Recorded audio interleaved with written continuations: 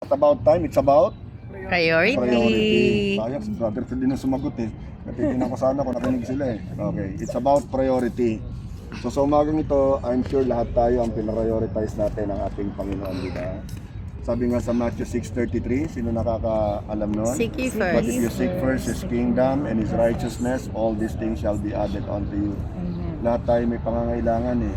Lahat tayo mayroong mga pinagkakaabalahan, meron tayong mga iniisip, meron tayong mga tinatawag na alalahanin. Aminin na natin, sometimes nag-aalala tayo dahil nga na-overwhelm tayo sa takbo ng panahon, sa ating situation. Pero ang magandang aking natutunan doon ay maging watchful nga tayo. Ang pagkakaintindi pala ni Brother Fred noon sa doon kasi talagang may magbabantay. Ang mananampalataya naman, dapat tayo talagang nagbabantay sa pananalangin. Be watchful and pray, di ba? Because the devil prowls around like a roaring lion waiting for someone to devour. Siya yung humahabol sa atin eh. Yung kagaya rin ng itinuro ni Brother Fred kanina. At sa harapan natin, sometimes ang tingin natin parang impossible dito sa mga problems natin. Pero praise God, kung sa loob natin, nandun talaga yung Holy Spirit na siyang nag-guide sa atin, nangunguna sa atin, magkakaroon tayo ng kapayapaan na hindi natin maipaliwanag. Napapatawa ka na lang. Sabi nga ni Freddy Aguilar sa verse 1 ng chapter 1 ni Freddy Aguilar, tawanan mo ang iyong problema. Tama ba, Sister Melba? Tama. Tama yan. Alam natin yan. Eh, no?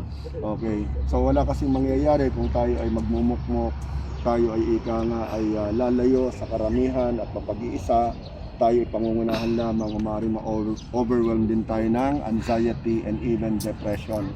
At sa panahon natin, maraming nakakaranas niyan, even Christians.